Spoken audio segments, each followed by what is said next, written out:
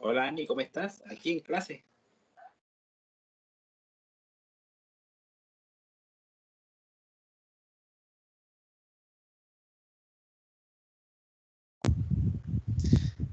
Ok, entonces hoy nos corresponde hablar sobre líquidos corporales.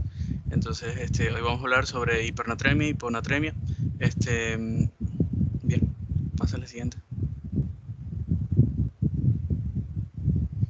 Bien, entonces los objetivos de esta presentación serían describir los principales mecanismos de la hiponatremia, hacer un enfoque inicial apropiado de un paciente con hiponatremia, diagnosticar adecuadamente un paciente con hiponatremia por medio del reconocimiento de las principales causas y la solicitud oportuna de los exámenes diagnósticos, reconocer los escenarios que requieren un manejo urgente y tratar las principales causas de la hiponatremia. Siguiente.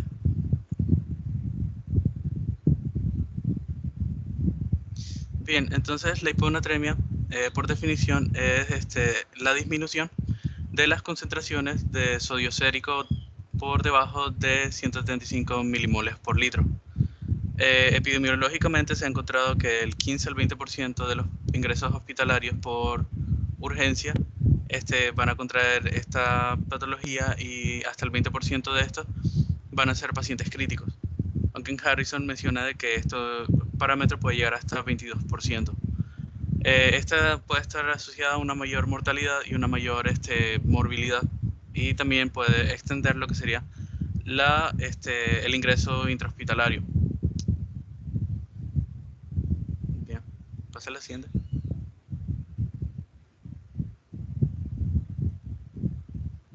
Bien, lo que sería el balance del sodio y el agua. Entonces, tenemos que el agua corporal total va a ser el 60% del peso, y va a estar constituido por alrededor de 42 litros. Entonces, él va a estar también por el agua, él a su vez va a estar constituido por el 20% que va a ser el agua extracelular y el 40% que va a ser el agua intracelular.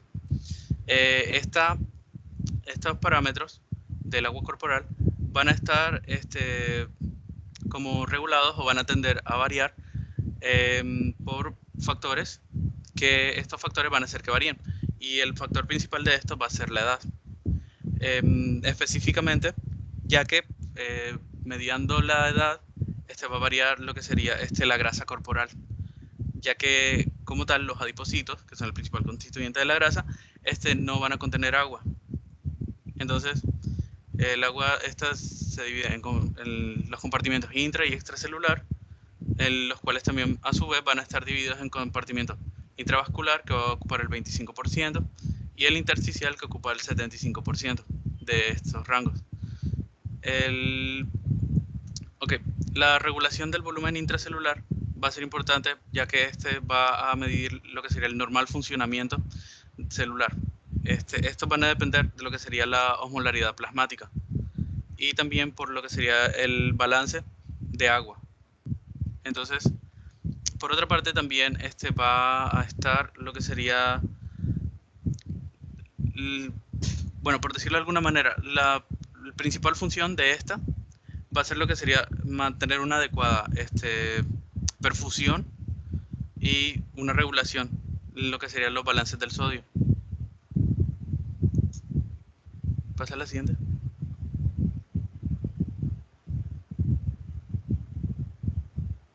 Bien, entonces con lo que sería los balances. Primero hay que hacer una mención en lo que sería los ingresos y pérdidas de agua normales, que serían normales diarios, que estos van a estar medidos por lo que serían mililitros por día. Entonces los principales ingresos que tenemos son los líquidos ingeridos, que es la principal, y tiene 2100 mililitros, el metabolismo, que se obtiene de los alimentos, y como tal nos daría un total de ingresos. Entonces aquí nos hace una mención de que el ejercicio intenso y prolongado va a generar un ingreso adicional, y esto se da ya que por medio de este metabolismo, ya que al hacer ejercicio o actividades de alta intensidad, este metabolismo se va a acelerar, y como tal, y por el otro lado tenemos las pérdidas. Entonces las pérdidas van a ser las insensibles, como serían la piel, los pulmones, el sudor, las heces y las orinas, siendo el principal factor de la pérdida de este ingreso de agua, la orina y el sudor, cuando estamos con actividad de intensa proporción. Entonces, como podemos observar en la imagen, vamos a tener que está el líquido intracelular y el líquido intersticial, y estos van a estar intercambiándose a través de lo que sería la membrana celular. Y del líquido intersticial al plasma, esto va a haber un intercambio por lo que sería la membrana de los capilares. Con relación a la concentración plasmática del sodio, este va a tener lo que serían las concentraciones de soluto, que, bueno, mencionando como tal la osmolaridad, las concentraciones de soluto, que estas tienen que ser iguales adentro y afuera de la célula.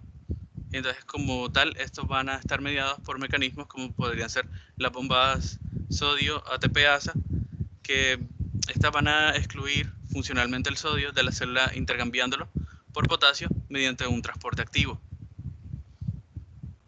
También entonces tenemos la regulación del volumen circundante, que esta va a mantener lo que sería un volumen efectivo adecuado, y esto va a ser esencial para lo que sería la adecuada perfusión o el adecuado ingreso tisular. Este va a tener relación directa con lo que sería la cantidad de sodio corporal total y no como tal con la concentración del plasma, siendo el principal soluto para traer el agua al compartimento extracelular.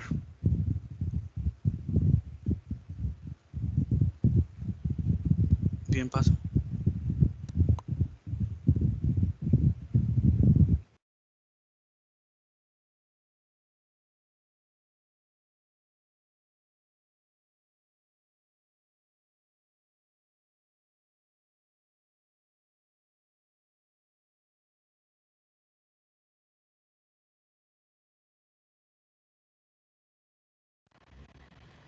Carlos. ¿Sí? ¿No ha cambiado? Sí. Disculpa. Bueno, a mí ya me cambió. Está en sodio y cerebro. Ok. Aquí viene la siguiente.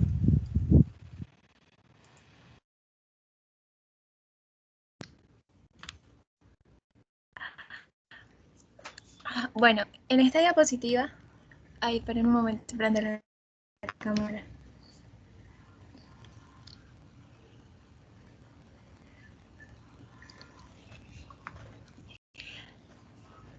¿Ya ustedes me ven? Sí. Sí, ¿verdad? Sí. Bueno, en esta diapositiva vamos a hablar acerca del sodio. Esta fue una diapositiva que quisimos traer acá porque los trastornos a nivel del sodio se caracterizan porque el órgano diana principalmente va a ser el cerebro. Así como, por ejemplo, las hipercalemias o hipocalemias afectan el corazón, los trastornos a nivel del sodio van a afectar el cerebro. El sodio es un soluto que en condiciones normales y en el resto del cuerpo, él tiene la capacidad de atravesar las membranas capilares sistémicas a través de las hendiduras entre las células endoteliales. Entonces esto provoca que casi siempre las concentraciones de sodio entre el líquido intersticial y el plasma sean casi idénticas y solamente existe una pequeña diferencia creada por la albúmina. Pero en el cerebro ocurre algo totalmente diferente, y es que los capilares cerebrales están revestidos por procesos astrocíticos que lo que hacen es que expresan canales de acuaporina tipo 4 que son permeables al agua, pero no al sodio. Estos astrocitos, si nos damos cuenta en la imagen, ellos están relacionados tanto estructural como funcionalmente a las células endoteliales, a los pericitos, a las neuronas, y ellos tienen un papel muy importante, y es que constituyen la primera línea de defensa del cerebro contra los cambios o el estrés motor. Entonces, en condiciones cuando ocurre una hiponatremia, en este caso, lo que va a suceder es que va a empezar a salir agua del espacio intravascular al espacio intersticial. Evidentemente, al hacer esto, el sodio del vaso sanguíneo, si lo imaginamos, va a tratar de aumentar su concentración, pero a expensas de que el cerebro comience a hincharse por esta entrada y por esta salida del agua.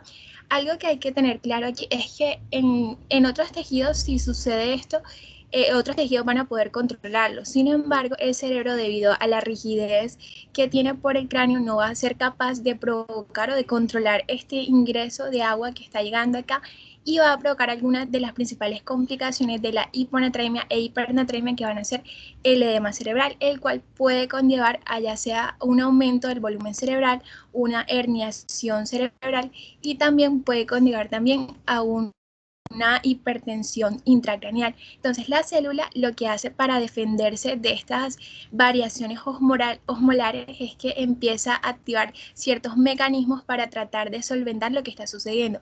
Uno de los primeros mecanismos que ella actúa es que comienza a fluir, que induce que comienza a fluir agua del sistema ventricular al sistema venoso, y que esto es favorecido por la presión hidrostática que se está provocando por el aumento del volumen intracerebral.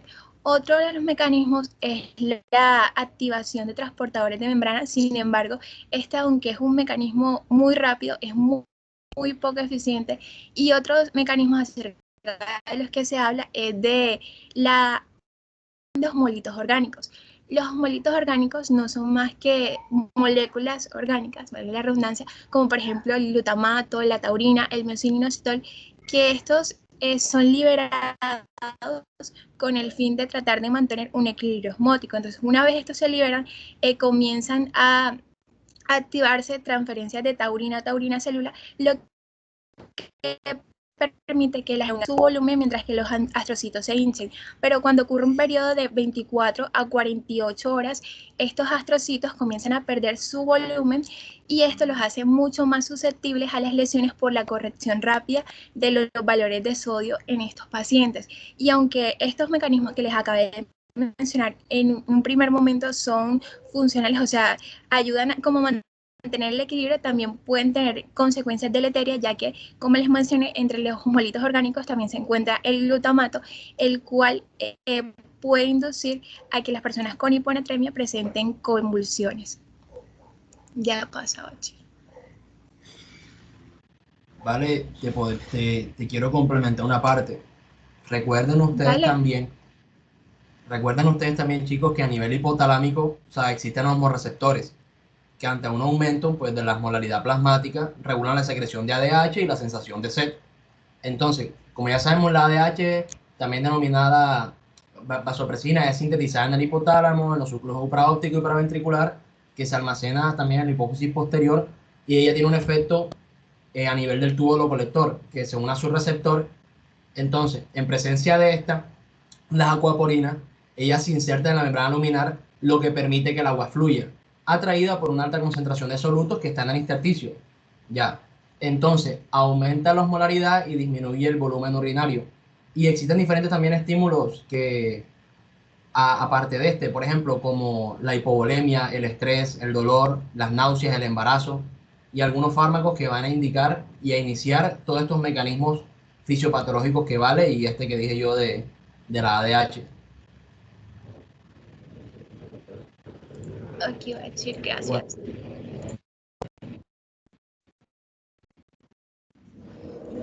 ¿Ya pasó? ¿Me avisas? Sí, no sé si mi internet está muy No lento. me pasó. O el mío. Ya pasó. Sí, sí, ya salió. Ya pasó. No me ha pasado. ¿En cuál está? Aplicación. Sí, señora. Sí. Bueno. Espérate que me pase. Bueno, ya. Bueno, la clasificación de la hiponatremia. Tenemos que las hiponatremias se pueden clasificar de varias formas. Una de las principales clasificaciones es según la concentración de sodio. Se pueden clasificar si son leves, moderadas, severas, y un cuarto estado que es el estado crítico. En las leves, los valores de sodio van a ir de 131 a 134 milicabalentes por litro. En las moderadas, los valores van a ser de menos, o sea, de 121 a 130 milicabalentes por litro, y en las severas es cuando estos valores van a ser menos de 120 milicabalentes por litro. En el caso de las críticas ya es cuando los valores van a ser menos de 110 milicabalentes por litro. También las hiponatremias se pueden clasificar según el tiempo de evolución. Voy a pasar la diapositiva.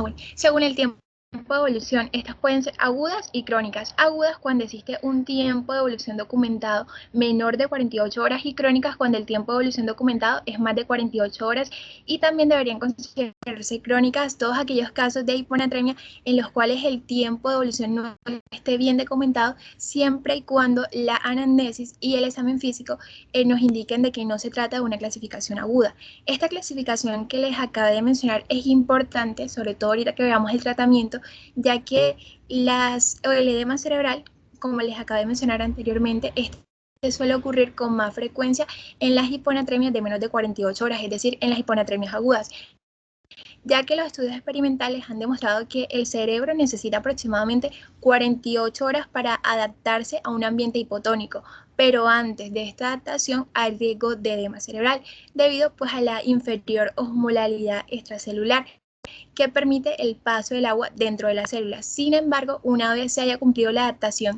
el cerebro todavía tiene riesgo, si se le corrige muy rápido el sodio a nuestro paciente, provocarle una mielinolisis pontina o una desmielinización osmótica, y es por eso importante clasificarlas en agudas o crónicas, porque con esto sabremos si un paciente tiene mayor riesgo de que de desmielinización osmótica.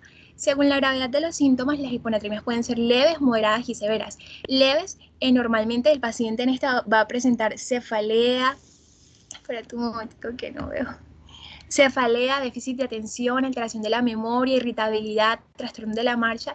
En la moderada ya el paciente va a empezar a presentar náuseas, vómitos, confusión, desorientación, bradycardia, somnolencia, y en la severa ya el paciente se va a encontrar en un estado crítico, es decir, que ya va a presentar estupor, convulsiones, depresión respiratoria y coma. Y esta clasificación es importante porque nos ayudará a identificar qué pacientes van a necesitar un tratamiento mucho más agresivo que otros, pero sin embargo, esta tiene algunas dificultades. Una de las primeras es que los pacientes, o sea, no está recomendado utilizarla o basarse solamente en una clasificación según la gravedad de los síntomas, ya que los pacientes pueden pasar de una hiponatremia severa a una hiponatremia moderada a una hiponatremia severa en un periodo muy corto de tiempo. Y además que también, como vimos, los síntomas son muy inespecíficos, es decir, que pueden haber otras causas que estén provocando los síntomas pueden haber otras causas de hiponatremia que estén provocando esos síntomas. Ya según la osmolalidad plasmática y el volumen, tenemos que las hiponatremias se pueden clasificar en hiponatremias verdaderas y hiponatremias falsas. Hablamos de una hiponatremia verdadera cuando nosotros tenemos un paciente con hiponatremia y le medimos la osmolalidad plasmática con la fórmula que tenemos en pantalla: 2 sodio en 1500 por litro más glucosa en miligramos sobre decilitro sobre 18, y este valor, que los valores normales van de 280 a 295, dio disminuido. Entonces, en este caso hablamos de una hiponatremia verdadera o hiposmolar. Pero en el caso de que nosotros hayamos hecho la osmolalidad plasmática a nuestro paciente y esta dio aumentada, hablamos de una pseudohiponatremia, que es conocida también como pseudohiponatremia falsa. Y un ejemplo muy común que esta es lo que ocurre con la hiperglicemia, que por cada 100 miligramos de glucosa que aumenta por encima de 100, el sodio desciende alrededor de 1.6, pero de manera irreal. Entonces, en estos pacientes se tendría que mirar el sodio corregido. Pero en el caso de que sea una hiponatremia verdadera, siempre debe ser hiposmolar, y según su volumen se va a clasificar en hipovolémica, euvolémica o hipervolémica. En el caso de las hipovolémicas, el líquido intracelular y el líquido extracelular va a estar disminuido y el volumen corporal efectivo también va a estar disminuido, y estas pueden ser de causas renales o extrarrenales. Las extrarrenales, las causas más comunes van a ser vómitos, diarrea, fístulas, pérdidas sanguíneas, pancreatitis, quemaduras, y en el caso de las renales van a existir causas como por ejemplo diuréticos, una lesión renal aguda, una enfermedad renal crónica o una lesión suprarrenal. Si existe, generalmente la clínica de estos pacientes nos va a ayudar a identificar mucho cuando se trata de una renal o extrarrenal, pero si existen dudas, podemos verificarlo con la fracción de sodio excretado de estos pacientes, que si es mayor de 20, nos indica que la causa es renal, porque se está perdiendo tanto sodio como agua por la orina. Un dato importante es que los diuréticos, alrededor del 73% de las hiponatremias que ocurren por diuréticos se asocian a tiazidas cuando se utilizan solas, y alrededor de un 20% se asocian a tiazidas con fármacos ahorradores de potasio y solamente el 2% se asocia a furosemida, y que esta va a ser mucho más común en pacientes o mujeres posmenopáusicas y que tengan poca grasa corporal. En el caso de las eubolémicas o hipervolémicas, algo que hay que tener en cuenta en estas es que en ambas va a existir exceso de líquido, solamente que una, en el caso de la hipervolémica, va a presentar manifestaciones de esta retención de líquido, como por ejemplo edema en miembros superiores, inferiores, ascitis. En el caso de las eubolémicas, entre las causas tenemos, por ejemplo, el hipotiroidismo, el síndrome de secreción inadecuada de ADH, que es la causa más común de esta, y el diagnóstico de este se hace por la presencia de un sodio urinario incrementado con una hiponatremia hiposmolar eubolémica, y que generalmente esto ocurre, con una lesión renal y suprarrenal normal, y que esta se va a caracterizar porque va a existir un estímulo, una liberación inadecuada de ADH por estímulos no normales, como lo serían una hiperosmolaridad o una hipovolemia. Entonces va a hacer que que no se elimine agua, pero se elimine sodio de manera normal.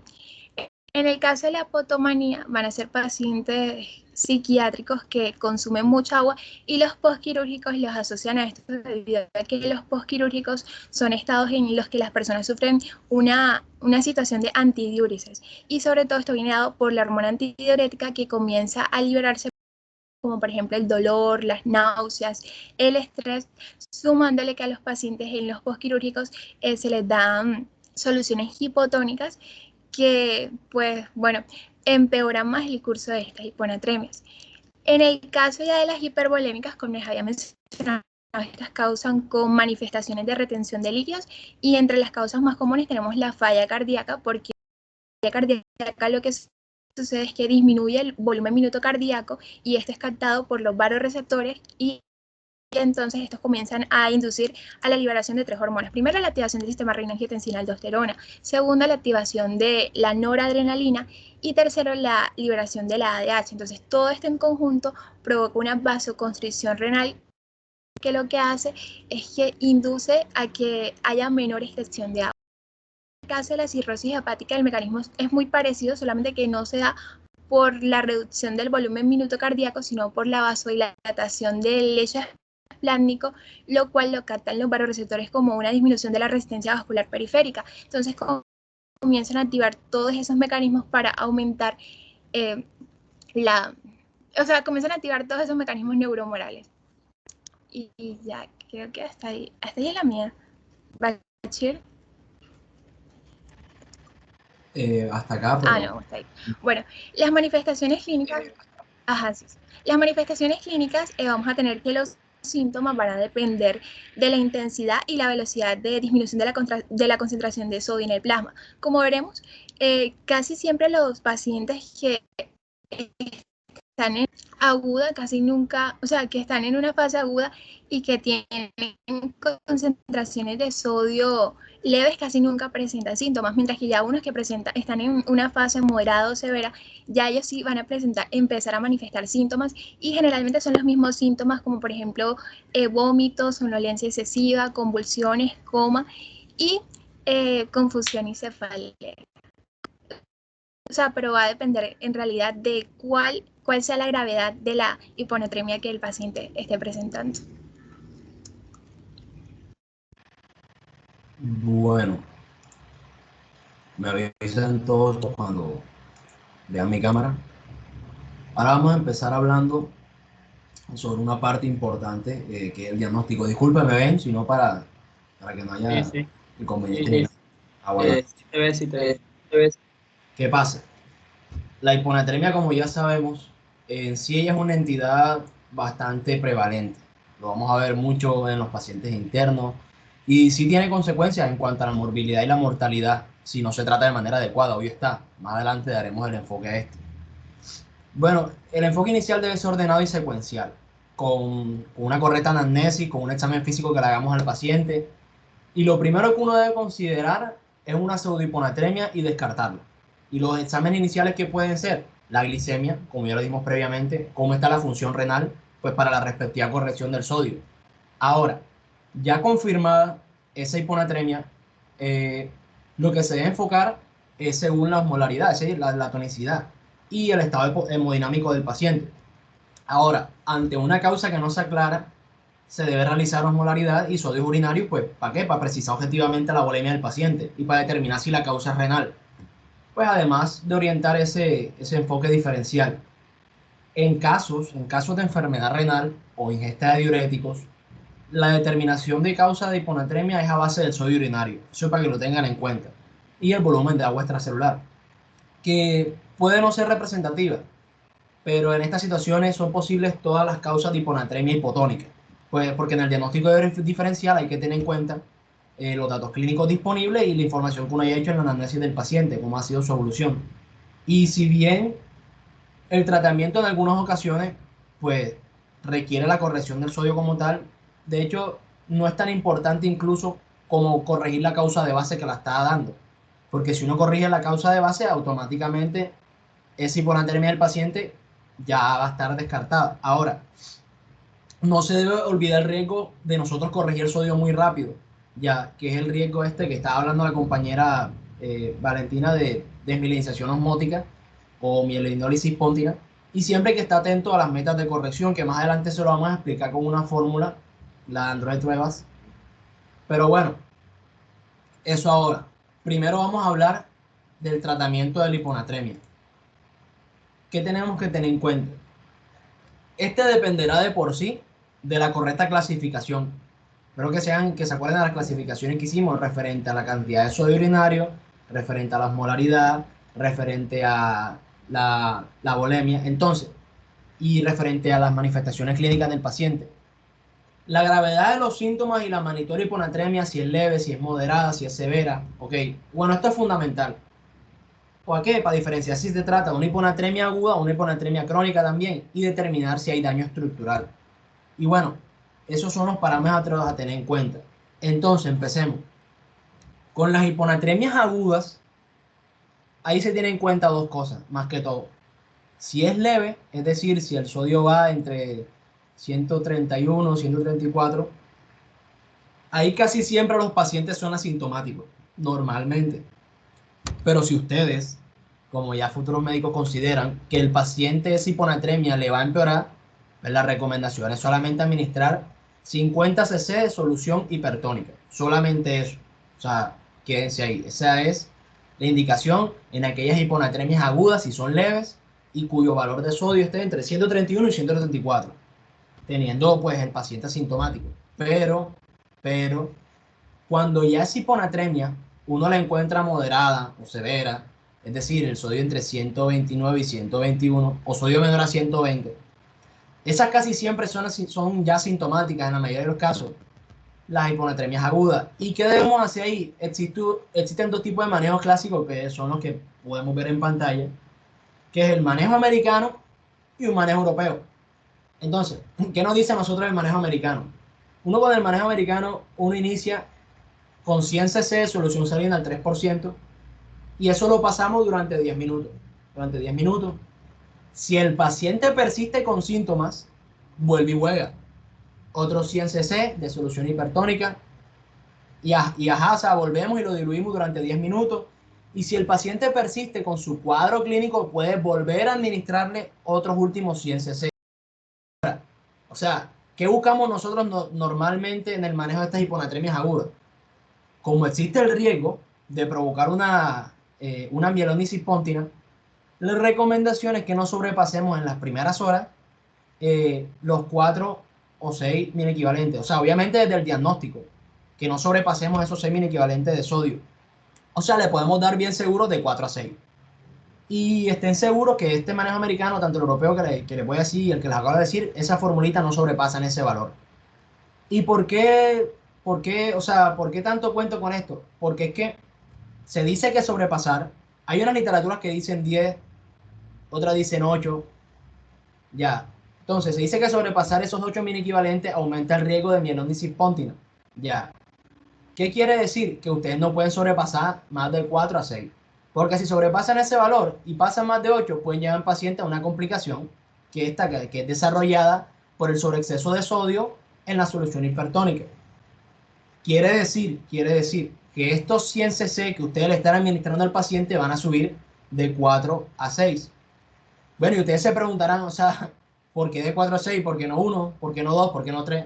Y es que resulta que con estas concentraciones, o sea, con esa cantidad, lo que nosotros logramos es evitar la principal complicación del paciente con hiponatremia aguda, que es el edema cerebral, la herniación cerebral, ya expuestos previamente. Entonces, vuelvo y recalco, con 4 semiequivalentes que nosotros lo aumentemos, ese paciente que nosotros nos llegó con esa sintomatología, con el sodio por debajo de 130 equivalentes, nosotros evitamos la herniación, pero sobrepasar ese valor lo que nos va a causar que es la respectiva iatrogenia. Entonces hay que tener cuidado con eso. Bueno, ¿qué más para decir aquí? Ahora, bueno, mira, importante. Esos 100 cc de solución hipertónica que nos dice el manejo, recuerden que eso debe administrarse en las primeras 4 o 6 horas del diagnóstico. Ahora, o sea, no es que a todos los pacientes le vamos a colocar 100, 100, 100, no. Si el paciente después de tú primero colocarle los primeros 10 minutos sus 100 cc mejora su sintomatología y su respuesta clínica, o sea, tú no tienes necesidad de seguir administrando. Si no empieza, pues ya a hacer infusión luego, que ese es otro cuento que más hablaremos ahora con las respectivas fórmulas. Ahora, el cuento de 100, 100 y 100 es, si cada vez que tú estés revisando al paciente y no mejora con los primeros 100, tú le administras otro.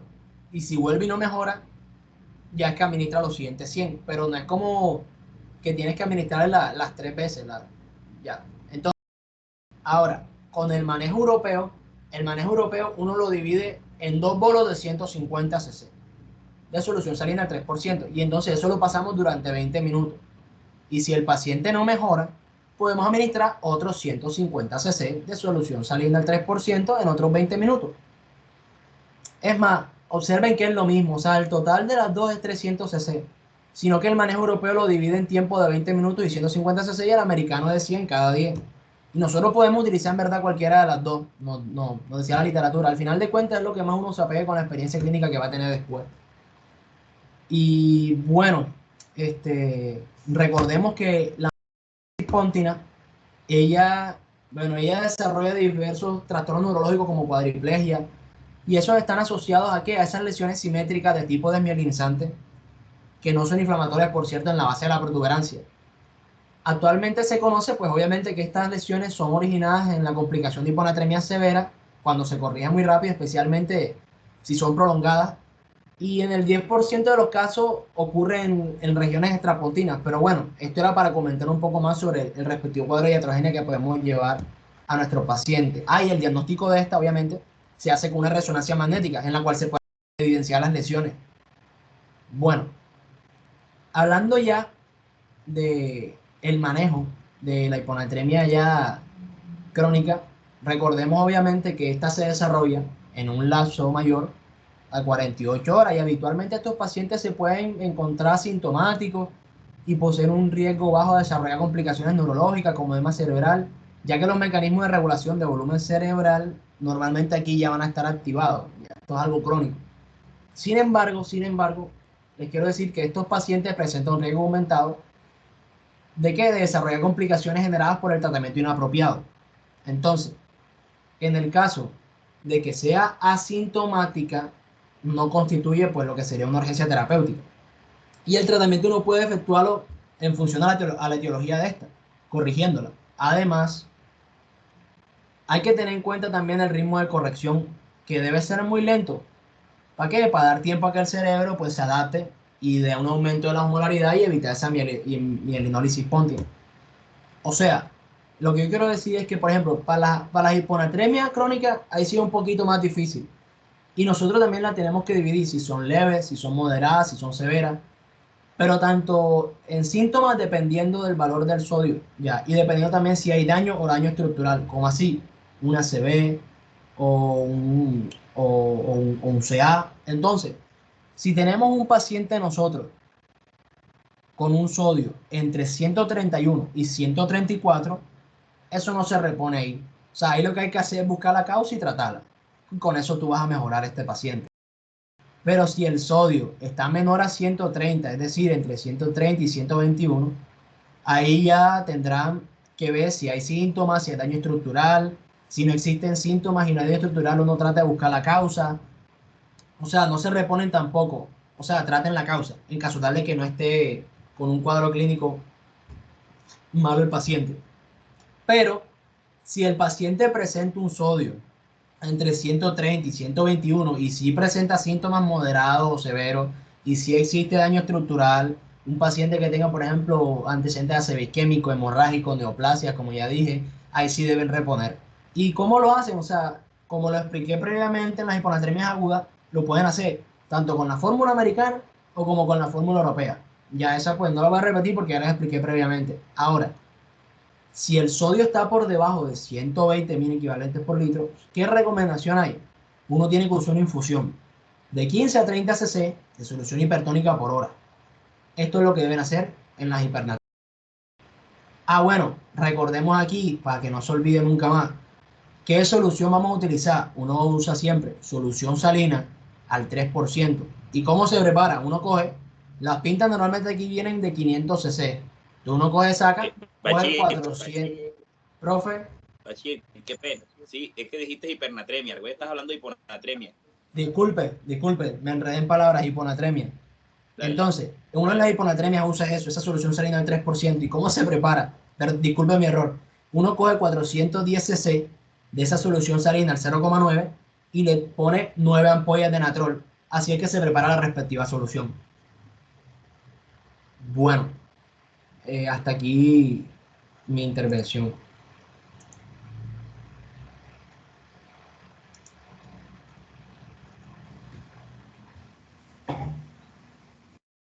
Cámara.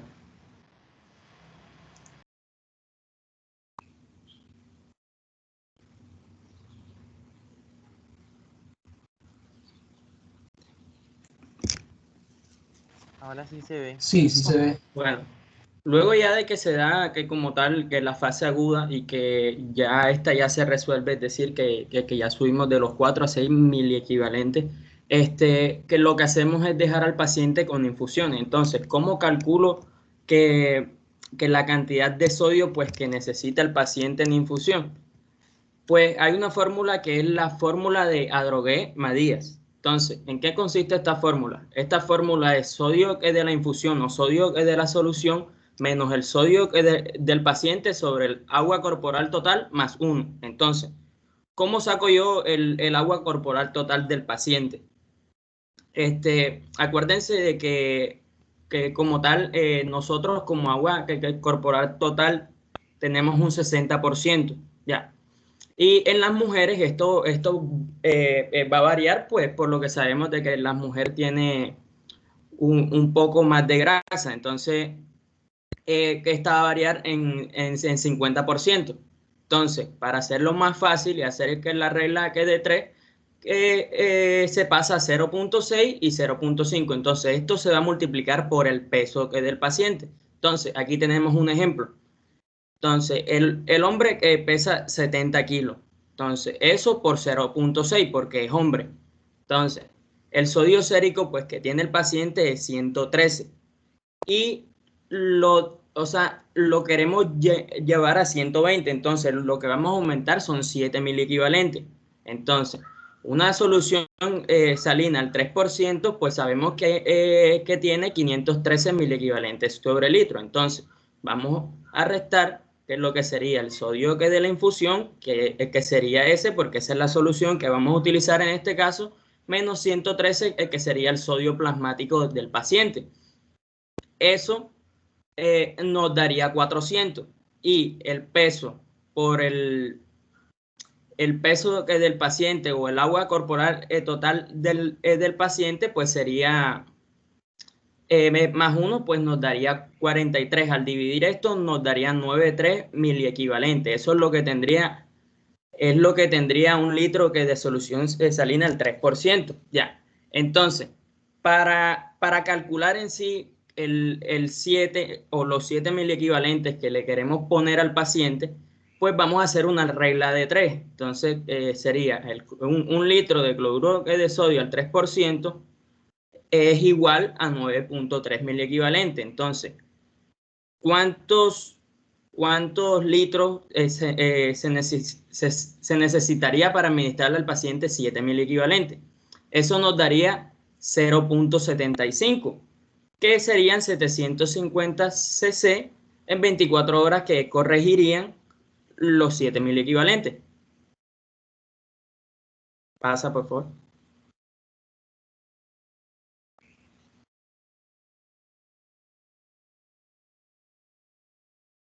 Ya pasó. Sí, ya. Bueno, entonces, pues tenemos el tratamiento en sí de las diferentes hiponatremias aquí. Entonces, pues tenemos que la hiponatremia euvolémica, pues que esta se da por lo general en los pacientes con un síndrome de deficiencia de ADH o de la hormona antidiurética. En este, pues lo que se va a hacer sería una restricción hídrica de 1.000 a 1.500 mililitros al día.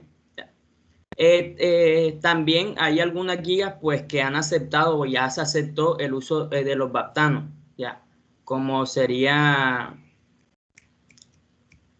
el Tolbactam.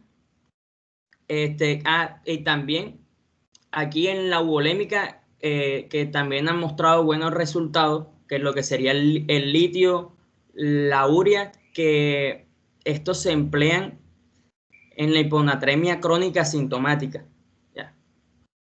En la hiponatremia hipovolémica, pues la mejor estrategia pues consiste en restaurar la volemia usando bolos de solución salina isotónica en sí. Luego ya de esto, ya que se restauró el sodio corporal total y el agua corporal total, lo que se hace es seguir con las infusiones, como expliqué anteriormente.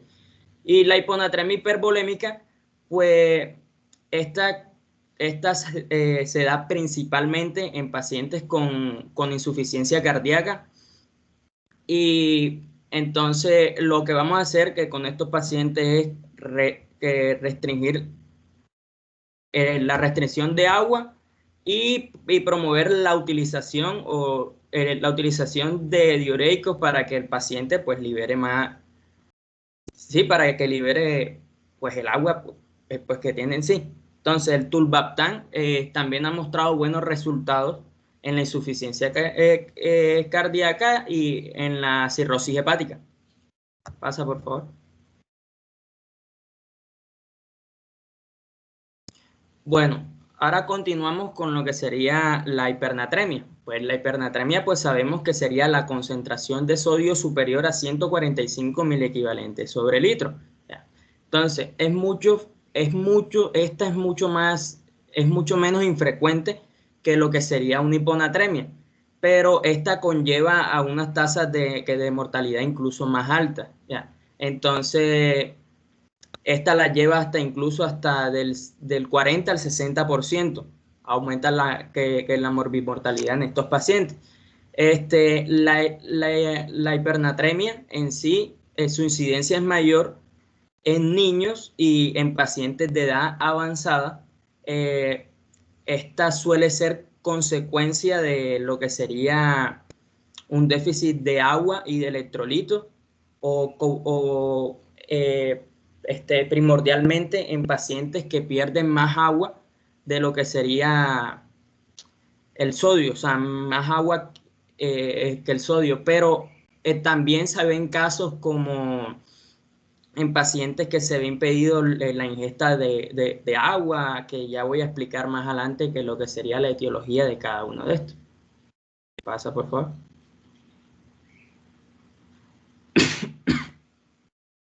Bueno, como podemos ver, aquí estamos viendo que como tal la etiología puede ser muchas, las causas pueden ser muchas de la hipernatremia, pero al igual que la hiponatremia, pues también puede ser de causa renal y extrarrenal, ya sea por una pérdida más de agua, por ejercicio, por exposición al calor. También podría ser por quemaduras graves o también pacientes que están intubados. La diarrea es uno de los trastornos que más se ve o que da como resultado esta patología? Bueno, hay tres mecanismos que sería la pérdida de agua superiores a las de sodio, la pérdida exclusiva de agua y por balance positivo de sodio. Entonces, primero, la pérdida de agua, esta se ve que reflejada más que todo en la pérdida del líquido hipotónico, donde hay más pérdida que de soluto. Entonces, el soluto que vamos a perder, que mayormente que sería el sodio y las sales de potasio. Entonces, esta también se puede dar por una ganancia neta de sal en sí, pero esta es en menos casos, que se ve que eso lo llaman por iatrogenia, ya, por una infusión en bolo que se le dio al paciente y se le aumentó el sodio, pero esta es menos frecuente. Ya. También se puede dar, en los niños es más frecuente verla como consecuencia de una diarrea, por una gastroenteritis viral, y en los ancianos es una complicación más de enfermedades febriles, alteraciones de la sed. También otras causas que también sería que lo que sería la diabetes insípida, también por una hiperglicemia. Y así pues vamos a encontrar muchas causas en sí. Ya. Paso. Ay, ya.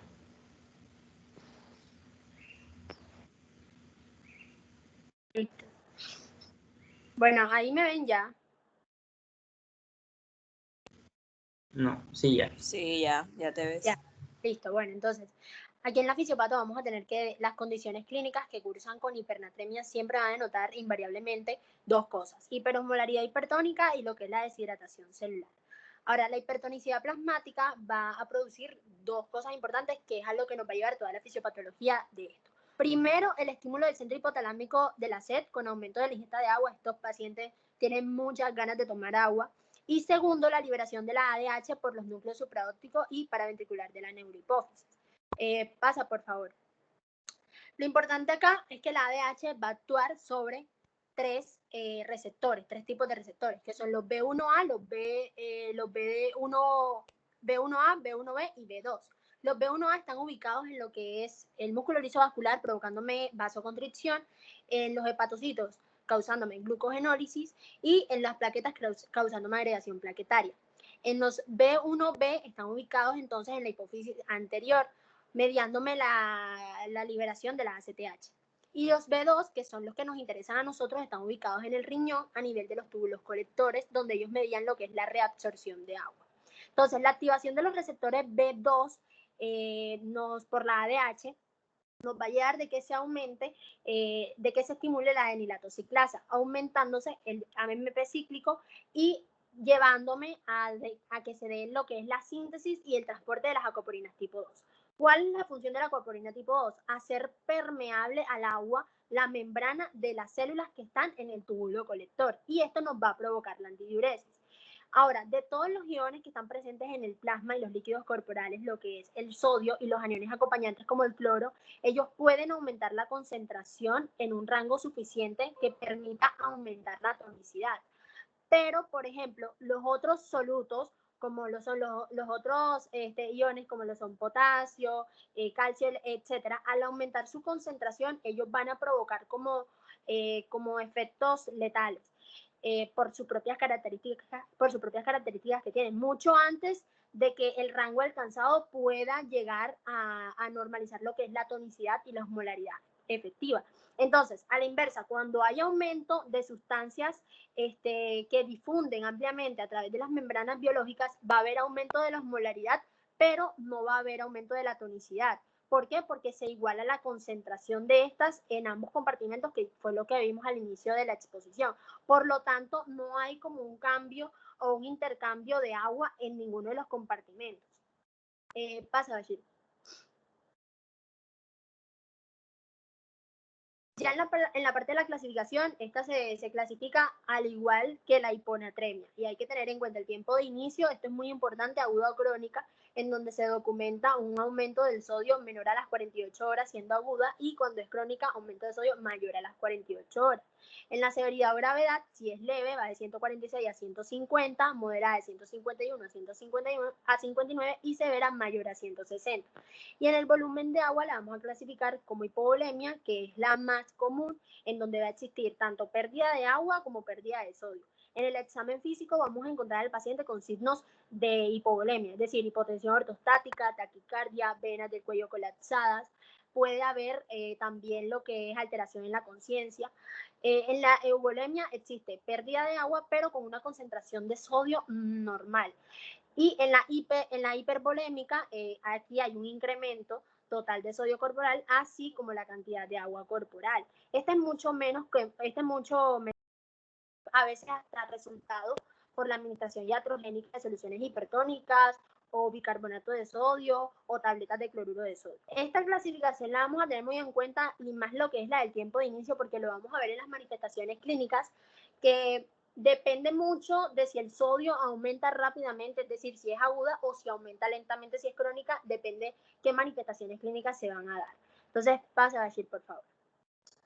Ya los signos y los síntomas de la hipernatremia van a reflejar siempre lo que es la disfunción del sistema nervioso central, y son más prominentes cuando el incremento de sodio se produce muy rápido, es decir, cuando se produce de manera aguda, van a haber efectos más letales o efectos más graves en el sistema nervioso central que si el sodio se aumenta de forma crónica, es decir, de forma lenta.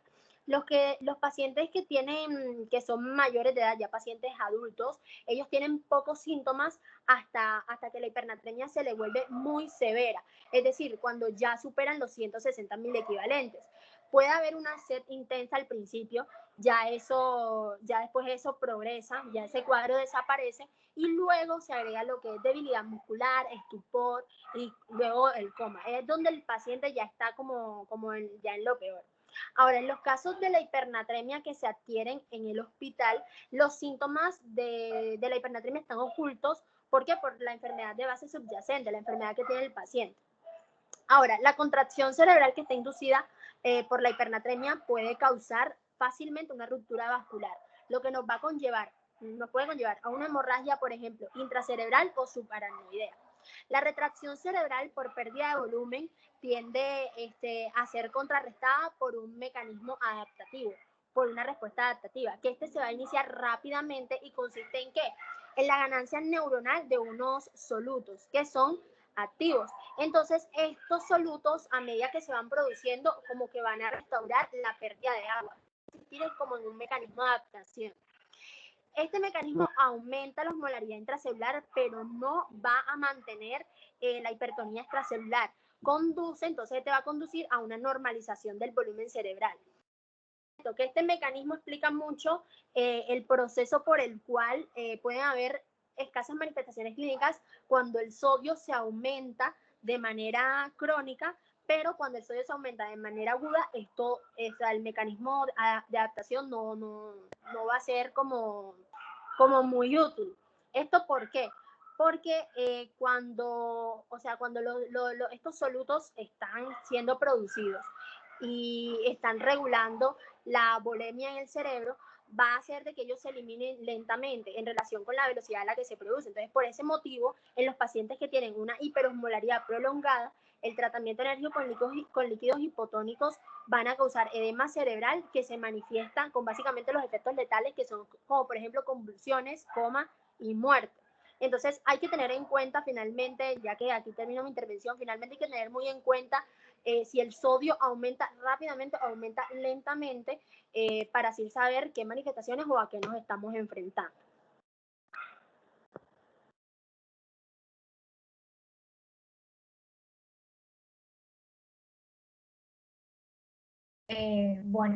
Continuando con la presentación a nivel del diagnóstico, tenemos que en la hiponatremia, al igual que en todas las patologías que nosotros vemos a diario, es importante realizar una buena anamnesis, porque esto nos va a permitir orientar nuestro diagnóstico a identificación de presencia de diferentes síntomas o signos En el caso de la hipernatremia, la presencia o la ausencia de la sed, la poliuria o una causa que sea de pronto extrarenal que esté produciendo la pérdida de agua en el caso de la diarrea.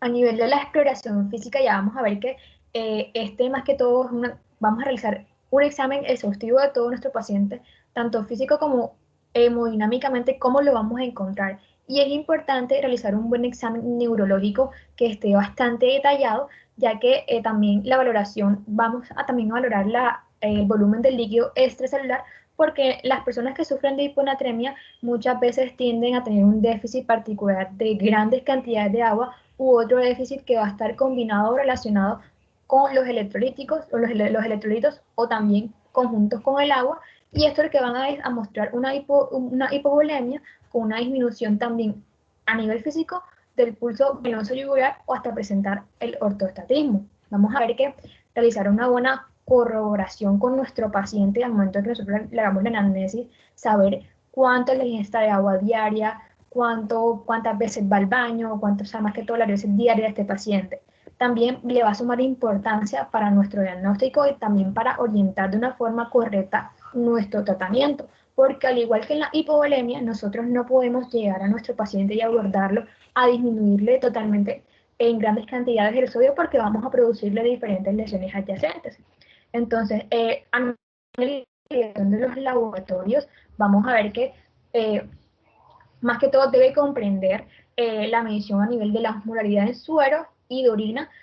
También vamos a ver a nivel de los electrolitos que se van a eliminar por la orina, por todo esto la causa de sodio. Entonces, en muchos pacientes que van a presentar hiponatremia tienen poliuria. Entonces, la causa puede ser más que todo una diuresis osmótica y que puede estar provocando una secreción excesiva de cloruro de sodio, de glucosa, de urea o una combinación de estos componentes, por lo que la excreción del soluto va a ser mayor de 750 a 1000 por día. Entonces, tenemos más que todo que con mayor frecuencia los individuos que van a sufrir de hipernatremia y que van a tener presencia de poliuria, estos más que todo predomina la diuresis hídrica, con una eliminación excesiva de orina hipotónica bastante diluida. Entonces, ¿qué hacemos nosotros para diferenciar correctamente entre las causas que son nefrogénicas y las causas que son por diabetes insípida? Nosotros debemos y es necesario medir la respuesta que a nivel de la osmolaridad urinaria en combinación con lo que sería la medición de la vasopresina que va a encontrar a nivel circulante por la hipertonicidad. Porque en estos individuos con hipernatremia por pérdida renal, el agua es importante cuantificarla, las pérdidas que hay de forma diaria y constantes con el uso de la depuración calculada sin electrolitos. Y además también calcular el déficit del agua basal, porque esto nos obliga a medir diariamente tanto los electrolitos de orina, tanto en combinación con la cuantificación exacta del volumen de orina excretado diariamente. Entonces, siguiendo, por favor, pueden pasar la diapositiva. Ya pasó. Me sale. Sí, está en tratamiento. Bueno, a nivel del tratamiento, más que todo de la hipernatremia, lo que vamos a hacer inicialmente es eliminar la causa o la patología adyacente que tenga el paciente, que esté provocando las diferentes sintomatologías. Debemos rápidamente realizar la corrección o la restauración de la osmolaridad plasmática para así evitar que nuestro paciente pase de síntomas leves a llevarlo a la cronicidad o las exacerbaciones que nos puedan manifestar las diferentes manifestaciones neurológicas, valga la redundancia. Más que todo, hay un factor que es muy importante a considerar y es la velocidad con la que nosotros vamos a disminuir las cantidades de sodio durante las 24 horas.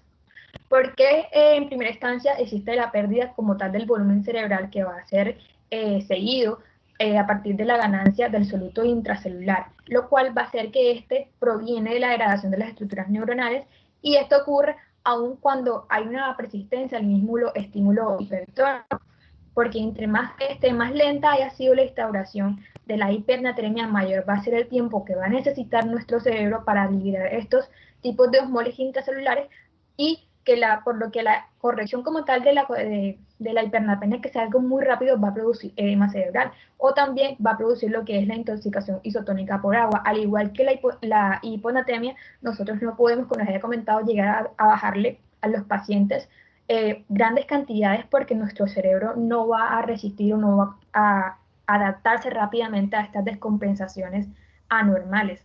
Y en el caso de la hipernatremia con hipovolemia, nosotros más que todo debemos iniciar con soluciones salinas isotónicas hasta que los pacientes que tienen signos de hipovolemia hayan sido controlados, o más que todo llevarlos a un nivel en el cual ellos estén regulados. Después de esto, ya nosotros que realicemos el tratamiento, lo que vamos a hacer es seguir con una perfusión hipotónica de solución salina al 0.45% o glucosilada al 5% hasta corregir posteriormente la hipenatremia. Y para esto nosotros vamos a usar la misma fórmula de Arop. ¿Puedes pasar la diapositiva, por favor? Ya. Bueno, ya cuando llegamos a la fórmula como tal, ¿qué nos dice aquí? Es lo mismo que nos dice en la hiponatremia. Básicamente, también existen diferentes fórmulas, como habían comentado anteriormente, que nos van a permitir, por así decirlo, hacer una buena reposición del volumen perdido, que van a priorizar también el volumen para administrar y tener en cuenta también las variaciones a nivel de la anatremia, en cuanto a las magnitudes y la velocidad que vamos a hacer los descensos del sodio, pero van a tener como, no van a tender a relacionarlas con el mismo paciente, o sea, cada caso es individual. Por eso, la fórmula de Arop nos permite adaptar esas infusiones a nuestro paciente, ¿cierto? Porque ella nos va a decir que el objetivo o la meta que nosotros tenemos con nuestro paciente es conseguir un descenso de la anatremia que sea moderadamente bueno para nuestro paciente, es decir, no causarle otros tipos de sintomatologías o otras patologías. O sea, debemos bajar de 8 a 10 mil equivalentes sobre litro durante las 24 horas con una velocidad bastante moderada, que no sea, o sea, que no sobrepasemos los 2 mil equivalentes sobre litros sobre hora. O sea, por cada hora nosotros debemos bajar 2 máximo, para así no causar ningún tipo de patología adyacente en nuestro paciente. Entonces, más que todo, el volumen de agua que se va a diluir en la hipernatremia se considera más que todo los valores del agua corporal total. Nosotros sabemos que normalmente en los hombres el valor total del agua es del 60%. Aquí lo que vamos a hacer es restarle el 10%, tanto en hombres como en mujeres. O sea, quiere decir que en hombres va a quedar en un 50% y en mujeres va a quedar en un 40%, ¿cierto? Entonces, al momento de nosotros realizar la fórmula, ¿qué vamos a hacer? Vamos a sustituirla. Si podemos observar en la fórmula, nos dice el sodio que está siendo infundido menos el sodio plasmático, y a eso le vas a sumar el valor total del agua corporal. Pero como aquí va a cambiar, ¿qué hacemos nosotros para restar el 10%? Va a quedar entre 50 y 40%, va a quedar en 0.5 y 0.4, ¿cierto? Entonces a esto le vamos a sumar un 1 y esto nos va a dar el valor durante la regla de 3 también, que vamos a agregarle, el cual nosotros debemos ir disminuyendo las cantidades de sodio en nuestro paciente. Es igual que en la hiponatremia, solamente que aquí nos va a decir cuánto debemos disminuir. Cristian, pasa por favor.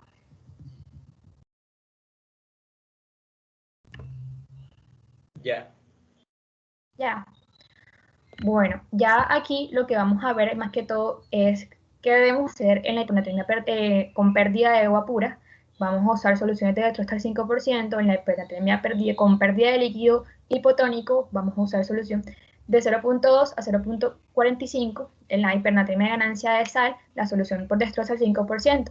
En el caso de la hipernatremia perdida, más que todo, lo que vamos a hacer es que en el agua literalmente hay un cambio que va a causar o va a producir las grandes pérdidas de líquidos hipotónicos, y para esto lo vamos a usar, ¿cierto? Y en el caso de la hipernatremia, que es por ganancia de sal, literalmente no hay pérdida de agua, sino exceso de agua, tanto en la hipernatremia por ganancia de sal como en la que es por líquido, no me recuerdo, creo que es hipotónico, hipernatremia por pérdida de agua pura y la hipernatremia por ganancia de sal. Entonces, más que todo, es este exceso de sodio generado por el aporte de diferentes sustancias exógenas, que es cuando los cuadros literalmente se desarrollan de forma rápidamente y progresiva. Entonces, la corrección también debe serlo. Nosotros debemos actuar conforme nosotros vamos viendo la sintomatología de nuestros pacientes. Y aquí lo que vamos a observar son las cantidades de soluciones, la cantidad de sodio y la distribución a nivel del líquido extracelular. Y trabajando con esto, pues nosotros podemos hacer un buen tratamiento. Listo.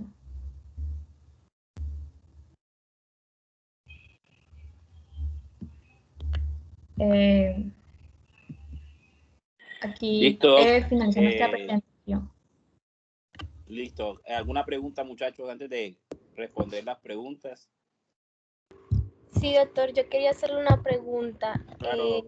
Quería saber si usted me puede explicar qué es el síndrome del cerebro perdedor de sal y qué datos clínicos me ayudan a diferenciarlo de un síndrome de secreción inadecuada de ADH, pues cómo se trataría en este caso. Repíteme la pregunta, que no entendí al principio, se me entrecortó. ¿En qué consiste el síndrome del cerebro perdedor de sal? ¿Y cómo lo diferencio de un síndrome de secreción inadecuada de ADH? Bueno, el síndrome perdedor de sal es un síndrome que no solamente, aunque habla de síndrome cerebral, porque se considera que también es el cerebro, también puede participar el riñón. Incluso este síndrome se clasifica cuando la causa es renal y cuando la causa no es renal. Realmente en la fisiopatología se encuentra relacionado directamente el péptido natriurético ventricular.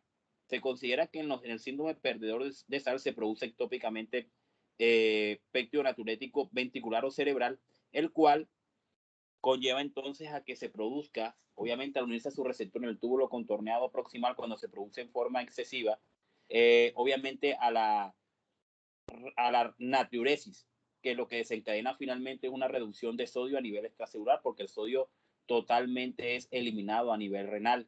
Entonces esto conlleva que se produzca una hiponatremia a nivel, obviamente una reducción de sodio a nivel extracelular por la reducción en la reabsorción de sodio. El síndrome perdedor de sal puede ser central. Hay patologías neoplásicas que la pueden desencadenar, que pueden incluso afectar también la hipófisis y el hipotálamo. Se encuentran los craniofaringiomas, se encuentran los adenomas también hipofisiarios. Y a nivel renal también pueden existir alteraciones o afectaciones genéticas que pueden conllevar, obviamente, a una reducción en la reabsorción de sodio. También se encuentran las patologías neoplásicas relacionadas.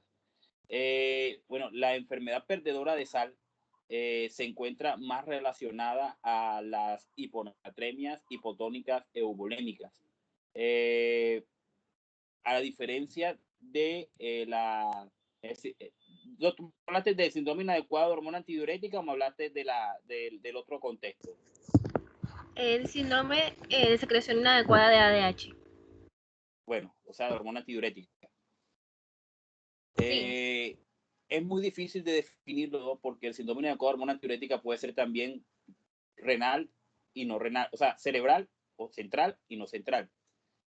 El síndrome inadecuado de hormona antidiurética tiene una característica importante y es que no es desencadenada, a diferencia de la enfermedad perdedora de sal, que está relacionada más que todo al péptido natriurético ventricular o cerebral. El síndrome inadecuado de hormona antidiurética está relacionado directamente a la hormona vasopresina o la hormona ADH. La hormona antidiurética lo que hace a nivel del túbulo colector es inducir a la estimulación de unos receptores que se encuentran, son los receptores de vasopresina. Recuerden que existen dos tipos de receptores, está el receptor 1 y el receptor 2. Y en uno de esos receptores que se encuentran a nivel del túbulo colector, lo que hace es, a base de AMP cíclico, por acción de la adenatociclasa, inducir la generación de canales de acuaporina, tipo 2 y tipo 4. Los canales de acuaporina lo que hacen finalmente es tomar agua del túbulo colector y enviarlo directamente hacia el espacio extracelular o hacia el plasma. Entonces, la diferencia que hay, Doc, es que en una de ellas es producida por la hormona vasopresina y la otra es producida por el péptido natriurético ventricular. Realmente sus características de laboratorio y clínica son muy similares porque las dos causan hiponatremia hipotónica eubolémica. Pero en el momento de realizar la cuantificación de hormona antidiurética se van a encontrar una mayor elevación de esta, obviamente, del síndrome inadecuado de hormona antidiurética. Se comportan igual, pueden causar también efectos hipervolémicos, aunque ustedes crean que cuando hablamos de eubolemia hablamos de que el valor volémico es normal. Eso no es cierto. En los pacientes con síndrome inadecuado de hormona antidiurética y el síndrome perdedor de sal, que es crónica eubolémica, se caracteriza porque el volumen extracelular está aumentado. Y estos pacientes, lo único que es que estos pacientes no logran presentar un exceso de volumen que no hace que se presente congestión, porque cuando ya aparece congestión, se caracteriza por ser ya no una hiponatremia hipotónica eubolémica, sino hipervolémica. Y eso va a generar edema en miembros inferiores, ascitis, edema facial, edema en miembros superiores. Entonces, la diferencia más que todo es la causa que la desencadena, que son totalmente diferentes, aunque las lesiones neoplásicas pueden ser en algo similar, pero sus manifestaciones clínicas son muy similares también.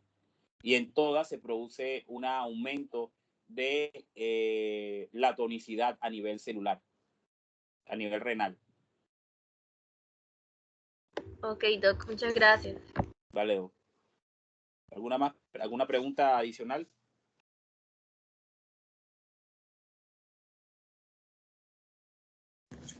Sí, Te quería doctor. preguntar, Digan, Doc. ¿quieres hablar?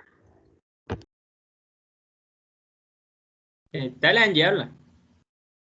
Ok, Doc, cuando ellos están explicando la hiponatremia sobre las reglas americanas y la europea que se reponían, pues, con lo que ellos explicaban que se daban 100 cc de solución hipertónica y pues uno evaluaba con qué respondía el paciente.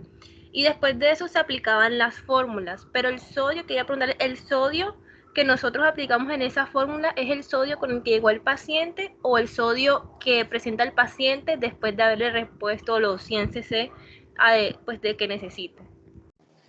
Bueno, antes de llevar a esa respuesta, muy importante que ustedes sepan que las hiponatremias van a tener diferentes enfoques dependiendo de si es aguda y crónica. Eso lo explicaron ustedes. Las agudas obviamente son muy raras, más frecuentemente están relacionadas al acto quirúrgico, son las hiponatremias agudas que más frecuentemente aparecen. El resto son casi siempre hiponatremias crónicas, que cuando le llegan a ustedes ya el paciente tiene más de 48 horas de haber presentado la hiponatremia.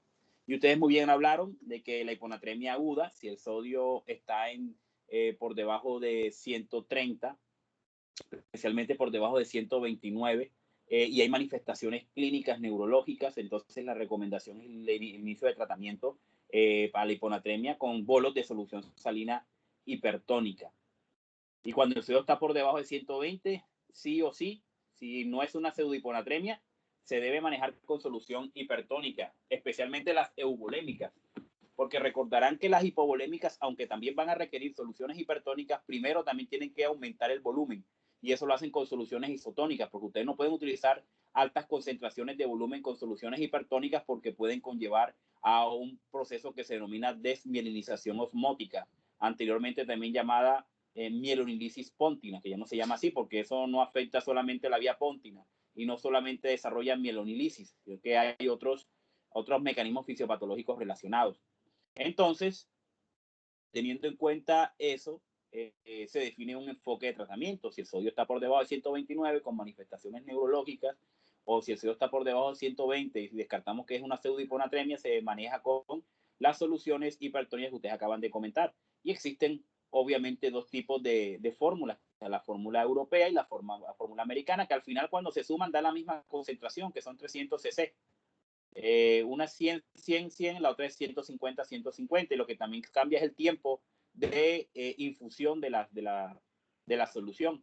Recordar también que esto se hace durante 4 a 6 horas aproximadamente. Es el tiempo que ustedes tienen pues para tratar de mejorar de 6 a 8 miliequivalentes el sodio. Valores por encima de esto obviamente pueden desencadenar mayor riesgo de mielonilisis póntina. Entonces, cuando ustedes tienen un paciente con una hiponatremia aguda y la manejan, pongamos un sodio en 126, una hiponatremia hipotónica eubolémica, el paciente está sintomático y ustedes van a utilizar estas fórmulas, pongamos la fórmula de la fórmula americana, y empiezan inicialmente con un bolo de 100 cc, bueno, un bolo no, una infusión de 100 cc de solución salina hipertónica pasada en 10 minutos o administrada en 10 minutos, ustedes posteriormente tienen que evaluar nuevamente el sodio. Recuerden que esta cantidad de sodio puede incluso aumentar el sodio de 4 a 6 miliequivalentes aproximadamente. Si ustedes no consiguen con esa primera bolo de solución salina hipertónica la meta, De 4 a 6 mil equivalentes, ustedes administran una segunda dosis. Y así sucesivamente hasta llegar a 300 cc, que es donde se puede conseguir una meta ya explícita. Recordar que siempre deben tratar la causa desencadenante de la hiponatremia. Luego de que ya hayas mejorado 4 a 6 mil equivalentes, ya con eso obviamente estás previniendo que aparezca la herniación, que es la complicación más grave de la hiponatremia. Se considera que si ustedes aumentan de 4 a 6 mil equivalentes, el riesgo de herniación se reduce exponencialmente, el riesgo de edema cerebral. Luego de eso, ustedes deben tener un sodio a la mano. Ya ustedes no pueden manejar esa infusión. Profe, disculpe que le interrumpa. De los 6 a 8, ¿eso es por 6 horas o por 24 horas? O sea, ¿en qué tiempo tengo que corregir? No, los 300 cc de solución salina hipertónica que tú puedes administrar máximo, lo haces en 6 a 8 horas aproximadamente. 6 a 8 horas. Pero no en 24 horas, no en 24 horas. 6 a 8 horas. Y recuerdan que con eso van a aumentar 4 a 6 mil equivalentes el sodio, que es lo que ustedes quieren. Se ha demostrado que el aumento del sodio 4 a 6 mil equivalentes reduce el riesgo de herniación. De ahí que se tome ese valor en mil equivalentes para el ascenso en los niveles de sodio. Luego de que ya tú conseguiste lo que deseabas, si el sodio aumentó, está en 129, 130, tú no tienes que estar administrando infusión de nada. Porque se supone que ya esos valores, si está por encima de 130, tú no requieres administración de otra solución, sino trata la causa. Si la causa fue, por ejemplo, un hipotiroidismo, trata el hipotiroidismo. Si tratas el hipotiroidismo, debieras también tratar el problema de la hiponatremia.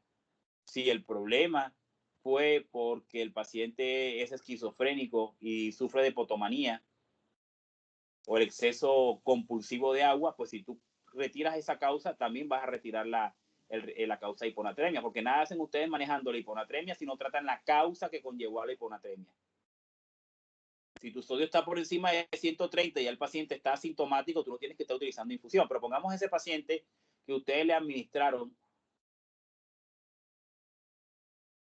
sodio y el sodio estaba en 119 y posteriormente el sodio ascendió a 124, 125 con la solución que acaban de utilizar, ya sea la fórmula europea o la fórmula americana, y resulta que tu sodio todavía está en 125. Ya hiciste lo que debías de hacer, que era pues subir más de 4 o 6 mil equivalentes del sodio para evitar la herniación y el edema cerebral. Posteriormente a eso, ustedes pueden hacer una infusión continua sin sobrepasar, ojalá, los 8 mil equivalentes. Anteriormente hablábamos de 12 mil equivalentes en 24 horas. Anteriormente hablábamos de 10 mil equivalentes en 24 horas y ahora se está hablando de 8 mil equivalentes en 24 horas. Entonces, la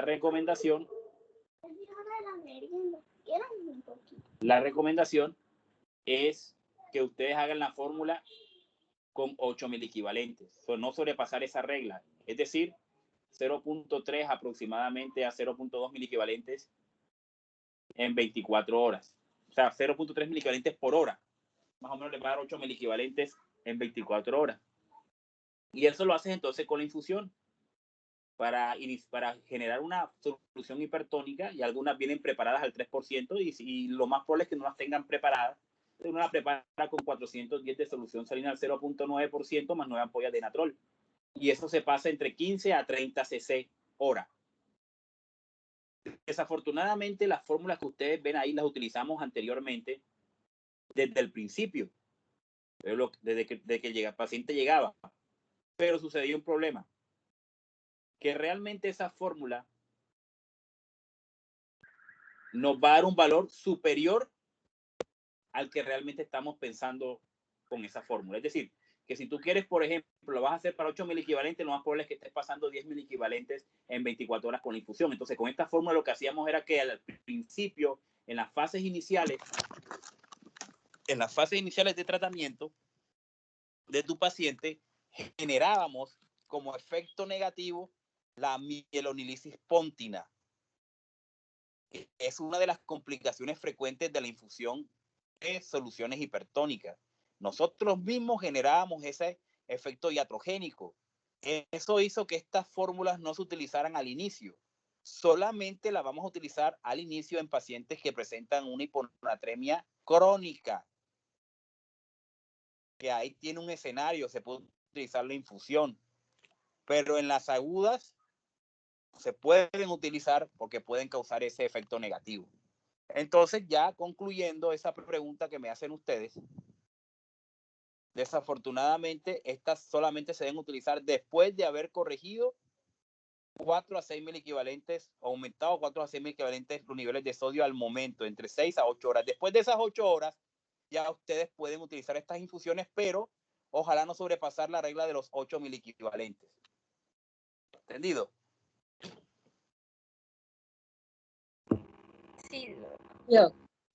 Sí, doctor. Listo. ¿Una pregunta más?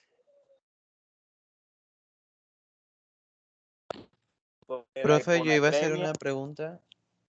Pero, Bueno, yo le iba a preguntar si usted cree preciso reinducir la hiponatremia cuando estamos ante la desmilinización osmótica.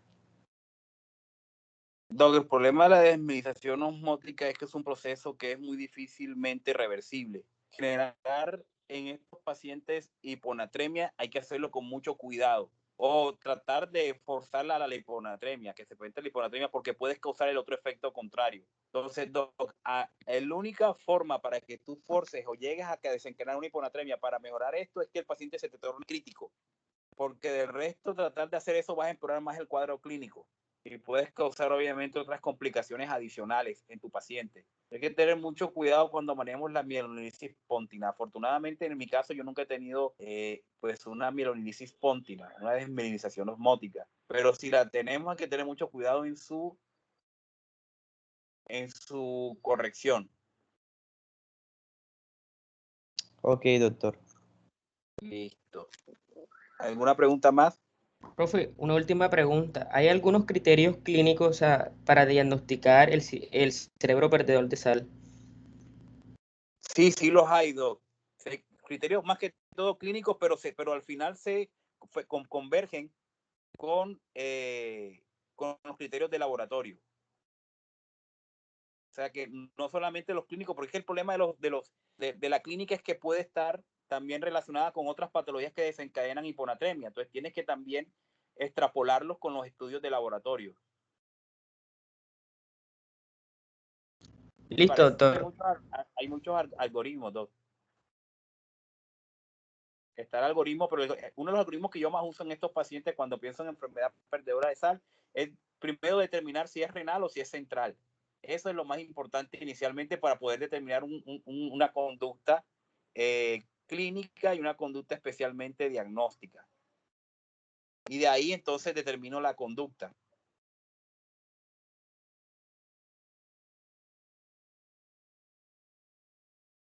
No sé si hay alguna pregunta más, muchachos.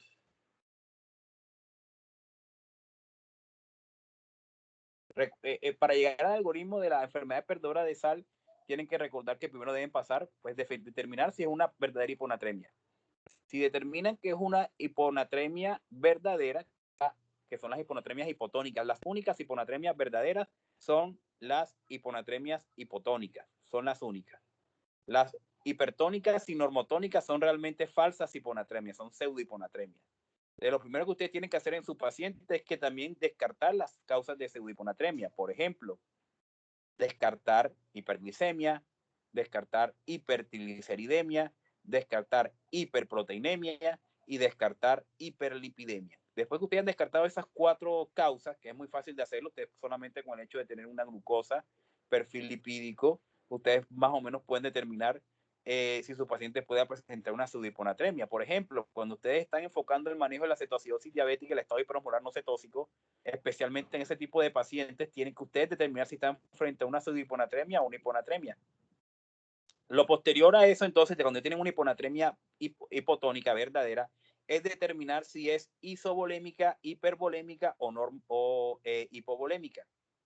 Muy frecuentemente las manifestaciones clínicas te orientan, porque si tienes un paciente con insuficiencia cardíaca, congestivo, con hiponatremia hipotónica, sin manifestaciones clínicas reales de hiponatremia, neurológicas, ni electrocardiográficas, ni musculares, pues lo más probable es que esto sea una hiponatremia de tipo dilucional. Ojo que no es pseudo hiponatremia, es una hiponatremia dilucional, que es una cosa diferente. Si es así, saben que es hipervolémica y el manejo es con diuréticos, y pare de contar. Diuréticos de asa, ojalá.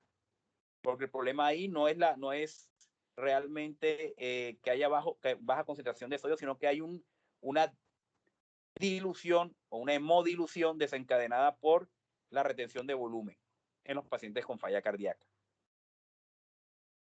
Las hiponatremias hipovolémicas son también fáciles de determinar. El paciente ya con signos de deshidratación, hipotensión, criodiaforesis, hipoperfusión, encefalopático, y existe un historial de alguna patología que conllevó a ese cuadro de deshidratación o de hipovolemia, por ejemplo, traumas, diarrea, fístulas, vómitos.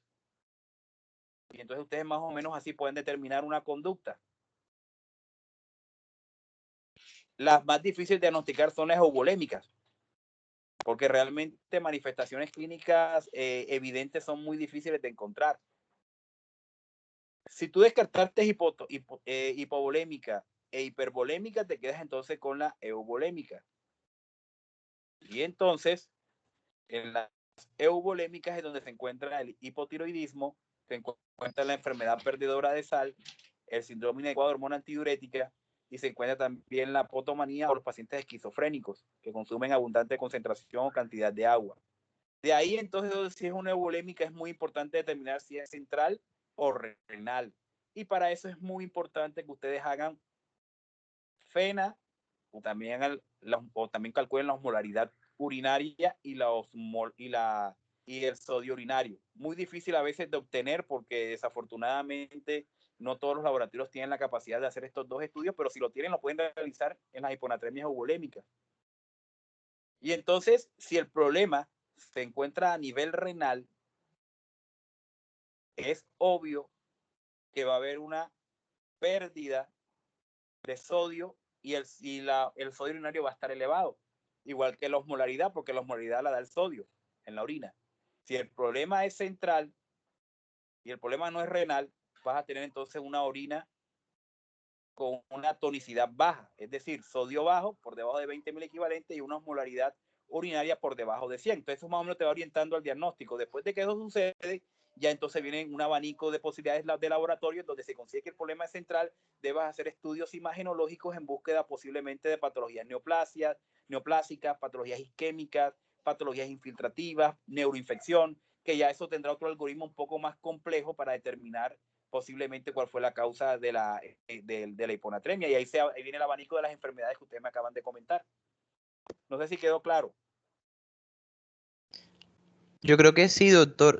Doc, una pregunta. Y en vez de FENA, ¿también se puede hacer excreción fraccionar de urea? Sí, pero ese no lo tenemos. Ese normalmente no lo vas a tener. Si tienes mucho es el sodio urinario, pero ¿qué pasa con esos estudios, Doc, que demoran demasiado? O sea, no te llegan enseguida. Donde yo los pido llegan al quinto, al sexto día, pero tú tienes que determinar una conducta farmacológica frente a la hiponatremia. Afortunadamente, doctor, uno en la gran mayoría de los casos consigue la causa de la hiponatremia sin requerimiento de estos estudios profundos para determinar una conducta. Normalmente, mira, yo lo voy a dar ahora mismo así en mi institución el mes pasado, ¿qué pacientes he tenido yo? Tuve una paciente, una abuelita, que me llegó con una sospecha de COVID porque estaba encefalopática y una diarrea. La señora tiene una diarrea de alto gasto, pero revisando la historia clínica me encontré que la diarrea de la señora tenía años. O sea que era cíclica, aparecía por momentos y desaparecía. Le hicieron coprológico, coprocultivo. Bueno, alguna vez le contaron parasitosis, pero la abuelita se quejaba de dolor abdominal, especialmente en flanco izquierdo y fosa ilíaca izquierda. Me llega a mí encefalopática, mucosa oral seca, signo del pliegue positivo, cianosis distal, somnolienta, estaba encefalopática, llenado capilar prolongado. Entonces, con un cuadro diarreico, decía el familiar que tenía deposiciones líquidas 3 a 5 al día, desde hace más o menos 12 o 14 días. Entonces, si ya tenemos este paciente, bueno, y el sodio del paciente estaba en 125. Si tenemos este sodio, ustedes me van a decir qué tipo de hiponatremia es falsa o verdadera hasta el momento con lo que están viendo. Verdadera. Es verdadera, porque es que el paciente está encefalopático. Tienes una causa desencadenante, que es el cuadro diarreico. Entonces tenemos una hiponatremia hipotónica. Ahora, ¿qué hay que determinar? Si es hipovolémica, normovolémica o hipervolémica. La misma clínica te lo está diciendo. Entonces sería hiper o euvolémica. Hipovolémica. Hipo.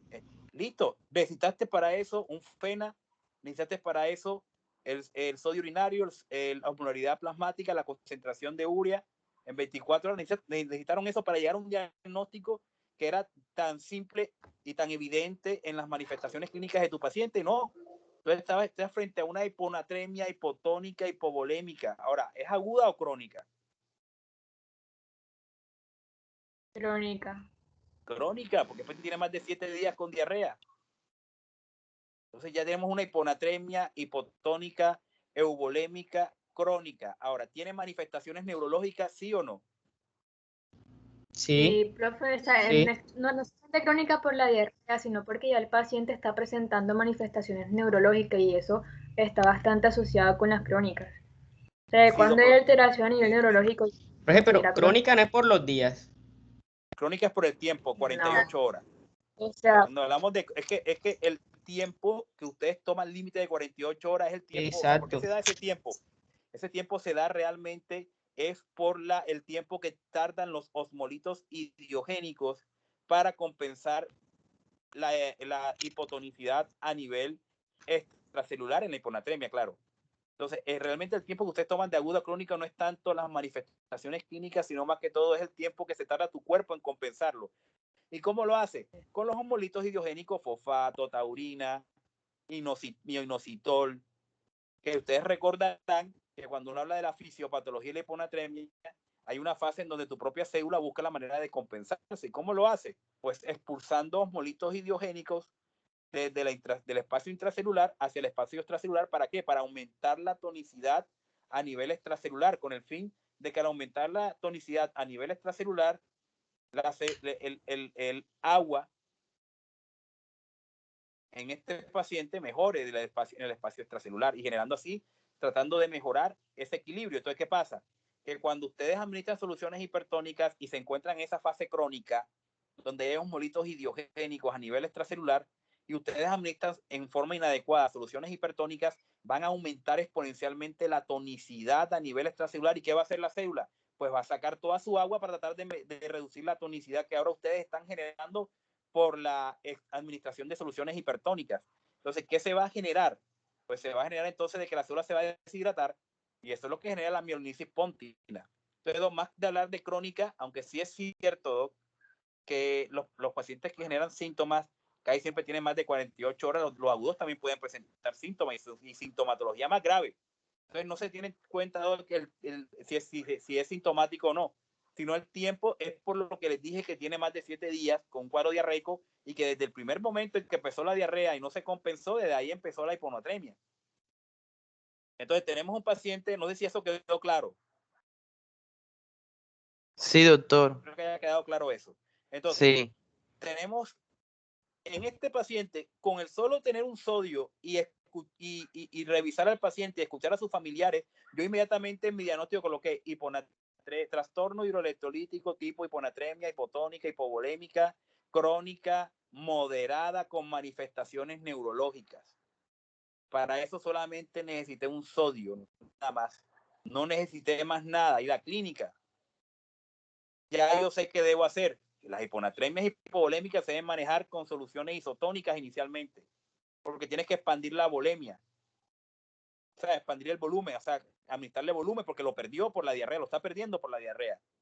En algunos textos, si ustedes leen, por ejemplo, Up to Date y la nefrología de Brenner también les dice que ustedes pueden intercalar, o sea, pueden mezclar tanto soluciones hipertónicas como hipotónicas, como isotónicas.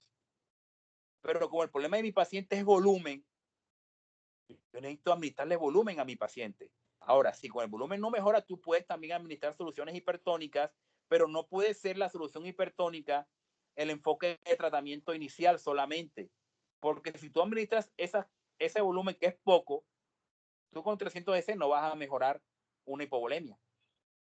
y menos con solución hipertónica. Entonces, tú administras volumen con solución isotónica y puedes alternar también con soluciones hipertónicas para tratar de mejorarla, pero ahí se maneja específicamente con soluciones isotónicas. Si tú tienes una hipervolémica, que creo que es la tercera pregunta que creo que leía, como en los casos de falla cardíaca, síndrome nefrótico, enfermedad renal crónica con diuresis presente, cirrosis hepática, el problema de ese paciente no es que le falte sodio a nivel extracelular, sino es que es tanto la retención de volumen por el sistema renina, angiotensina, aldosterona y la hormona vasopresina que aumenta el volumen extracelular. Y estos pacientes se caracterizan porque están congestivos, edematizados. Y ahí el manejo no es con soluciones hipertónicas inicialmente, sino con soluciones con diuréticos endovenosos, especialmente diuréticos de asa.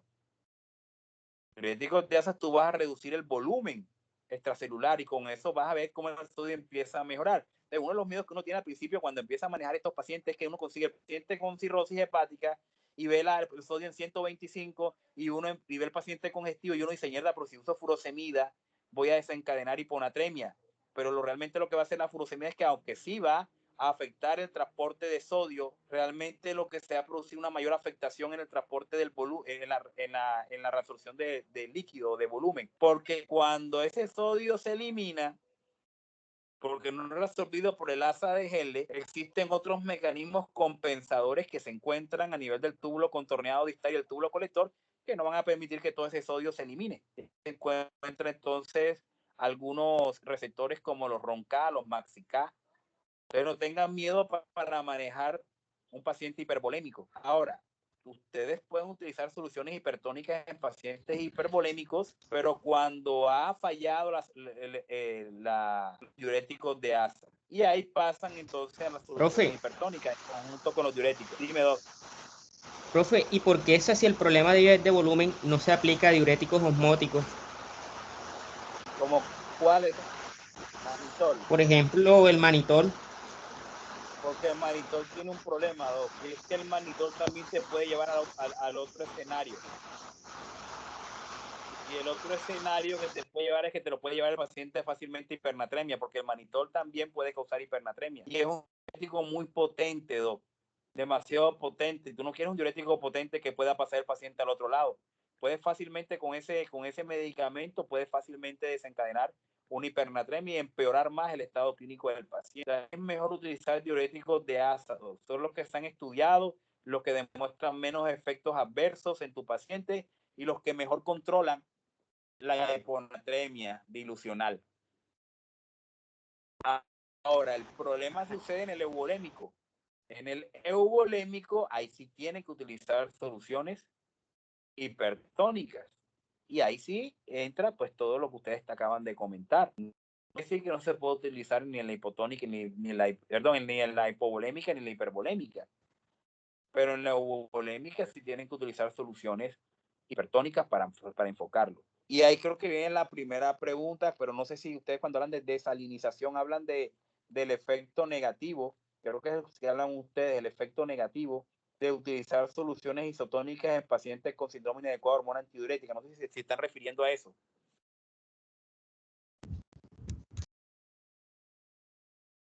Sí, es ese. Es ese, ¿verdad? Bueno, mire. Uno de los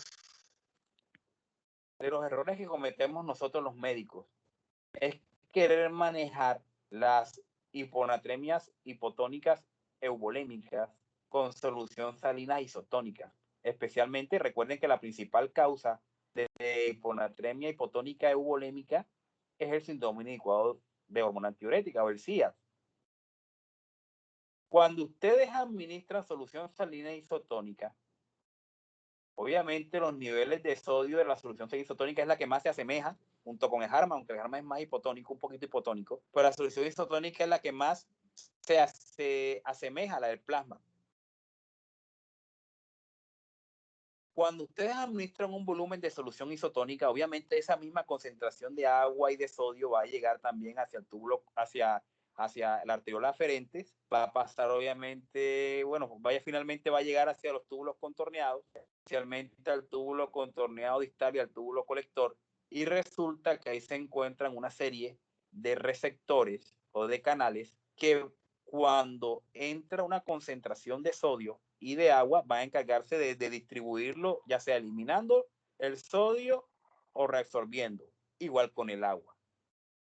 ¿Qué sucede entonces? Como la solución isotónica contiene niveles de sodio similares al plasma, cuando el sodio llega al túbulo contorneado distal y al túbulo colector,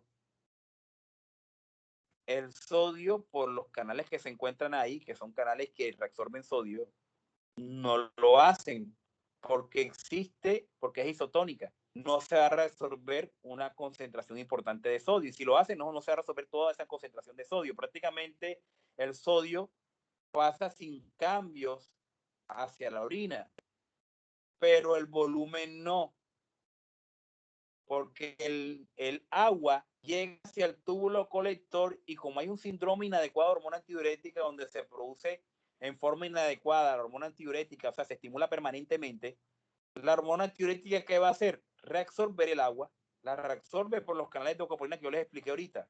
Y entonces lo que sucede es que el sodio se pierde, que se administró en esa solución isotónica que ustedes administraron, pero el agua no. El agua lo que hace es que la hormona vasopresina la vuelve y la ingresa, la reabsorbe. ¿Qué va a pasar entonces? Que el volumen de agua va a llevar nuevamente al espacio extracelular. ¿Y qué va a hacer? Va a hemodiluir el espacio extracelular y el sodio va a empezar a disminuir más. Entonces, si es eso, la desalinización que ustedes quieran escuchar, eso es lo que yo conozco como desalinización en el síndrome inadecuado de hormona antidiurética. O sea, es decir, que ustedes pueden empeorar más el cuadro de hiponatremia en su paciente, porque lo que van a hacer es reabsorber más agua y el sodio no se reabsorbe. Y si se reabsorbe una pequeña concentración y empeoran más la tonicidad a nivel extracelular. No sé si quedó claro. Sí, doctor. Listo. La segunda pregunta, bueno, si tienen alguna más, tienen más preguntas, no sé. Profe, bueno, una preguntita sería, cuando usted se refería a los osmolitos isogénicos, ¿son los mismos osmolitos Idiógenos. efectivos? Sí, son Idiógenos, idiogénicos, exacto. pero no, son idiogénicos, dije yo. Yo los conozco como efectivos, idiogénicos o idiógenos. Y algunos les hablan de Ok, orgánicos. doctor. Listo, chicos. Entonces, la segunda pregunta, en el caso de una pseudohiponatremia en la cual disminuye el valor de sodio, pero irrealmente, ¿cómo podemos saber nosotros el verdadero valor de sodio en ese paciente? Bueno, chicos, ahí tendríamos que irnos a los escenarios que causan pseudohiponatremia. Hiperlipidemia, hipertrigliceridemia, hiperproteinemia, hiperglicemia. Desafortunadamente, es muy difícil saber el nivel de sodio extracelular en la hipernatremia, en la hiperproteinemia, en la hiperlipidemia y en la hipertrigliceridemia. No hay fórmulas de corrección de sodio en esos tres escenarios. Afortunadamente para nosotros, estas tres patologías son realmente muy raras. La hiperproteinemia, las que más frecuentemente lo causan, son los mielomas múltiples. Y realmente muy raramente van a haber un mieloma múltiple. No es muy, bueno, de todas las patologías hemato-oncológicas neoplásicas de la célula de los linfocitos B, esta es la más frecuente, no lo voy a negar. Pero no existe una forma de cuantificar o determinar o de corregir el sodio con los niveles de proteína plasmática. Afortunadamente, para las hiperlipidemias, el colesterol plasmático debe estar por encima de 500. Muy difícilmente ustedes van a tener un paciente con colesterol por encima de 500, excepto en los pacientes con hipercolesterolemia familiar, donde se produce una serie de mutaciones en algunos receptores, como por ejemplo, ustedes creo que si han visto dislipidemia en sus clases, van a encontrar a una enzima que se llama la PCSK9, que no sé si la han escuchado. Es la hipercolesterolemia familiar, esta enzima está alterada y esta enzima lo que induce, al ser estimulada por la mutación genética del gen que codifica esta enzima, lo que hace es que degrada el receptor de LDH y no permite entonces que el receptor tome la LDL, no LDH, LDL, lipoproteína de baja densidad, no permite que la internalicen y la degraden. Entonces esos pacientes tienen valores importantes de colesterol. Son esos pacientes que antes de los 50 años se infartan o tienen ya una enfermedad aterosclerótica. Profe, una pregunta, disculpe. Y Dime, aquí en Colombia, todavía no están los inhibidores de esa PCSK9. Sí, yo los uso. Ah, bueno. Sí, yo los uso. Son medicamentos muy buenos, pero solamente tienen 2 indicaciones precisas. La primera indicación es el paciente que presenta un muy alto riesgo cardiovascular y presenta una enfermedad aterosclerótica cardiovascular y que no han mejorado con las dosis plenas de estatinas y de ezetimiba. Ahí utilizan los antagonistas de la PCSK9. Y en los pacientes con hipercolesterolemia familiar. Son las únicas 2 indicaciones que se tienen actualmente. Ah, listo. Listo. Entonces, ya me perdí. ¿Por dónde quedamos nosotros? Estaba explicando algo y ahora nos metimos por PCSK9. Bueno, entonces, en la hiperlipidemia los valores deben estar por encima de 500 y en la hipertrigliceridemia por encima de 1000. Raramente ustedes van a tener también niveles de triglicéridos por esos valores, más que todo en la hipertrigliceridemia familiar, pero es muy raro. Entonces, gracias a Dios, ese tipo de 3 escenarios, como son muy raros, no van a tener esa dificultad para la corrección del sodio. Y no lo hay, porque no hay fórmulas para corregir sodio con esos 3 escenarios. Pero sí lo hay para la hiperglicemia. ¿Dónde la utilizamos especialmente esa corrección de sodio? En los pacientes con estado hiperosmolar no cetóxico y cetoacidosis diabética. Recuerden que en estas 2 patologías existe un valor importante en los niveles de glucosa. En estos casos, existen varias formas de corrección. Primero deben determinar que estén frente a una hiponatremia verdadera, porque pueden también estar frente a una hiponatremia verdadera. Recuerden el efecto glucosúrico de la glucosa a nivel urinario, obviamente, que genera una diuresis osmótica y barre sodio también. Pueden causar una hiponatremia por pérdidas urinarias por la glucosuria. Ustedes se dan cuenta que están frente a una pseudohiponatremia real. Están frente a una pseudohiponatremia. Entonces lo que deben hacer es lo siguiente. Ahí sí quiero que me escuchen. Después de 100 miligramos de glucosa, que sería el valor normal, 100 miligramos, cada 100 miligramos de más le aumentan al sodio que les dio su laboratorio 0.8 miliequivalentes de sodio. Y así ustedes más o menos pueden saber cuál es el valor de sodio de su paciente. Si tiene 400 miligramos, después de 100 van 200, 0.8, 300, 0.8, 400, 0.8. Entonces serían 2.4 miliequivalentes. Si lo multiplican, entonces eso lo sumarían al sodio de su paciente. Si estaba, por ejemplo, el sodio de su paciente estaba en 125, le suman 2.4, entonces están frente a 127.4. ¿Entendido?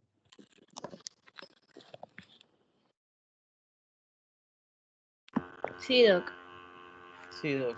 Ahora, Sí, ustedes van a ver también que en algunos textos le hablan de 0.7, en otros le hablan de 0.8, en otros le hablan de 0.9, incluso hasta un miliequivalente por cada 100 miligramos de más de glucosa. Yo normalmente utilizo 0.8, pero eso dependerá también de ustedes como deseen. Y creo que la última pregunta, chicos, creo que ya yo la correspondí, que eran los diuréticos. Sí, doctor. Bueno, yo no sé si tienen alguna pregunta adicional o algo de importancia en preguntar, o si no, dejamos la clase.